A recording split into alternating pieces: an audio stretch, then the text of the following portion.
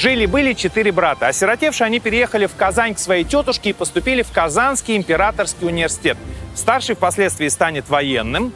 Второй по старшинству оказался удачливым конезаводчиком. Третий выбрал государственную службу, а самый младший, увлекшись балами, светскими раутами, вообще забросит учебу. Потом уедет в Ясную Поляну и будет почитаем нами как классик отечественной литературы Лев Николаевич Толстой. Казанские воспоминания Толстого нашли отражение в его творчестве. Места из таких произведений, как «Детство», «Отрочество», «Юность», «Утро помещика», «После бала» легко можно узнать и сегодня. Девический институт – это Родионовский институт благородных девиц, в котором училась сестра Льва Николаевича. А место наказания шпицрутенами беглого солдата – улица Толстого.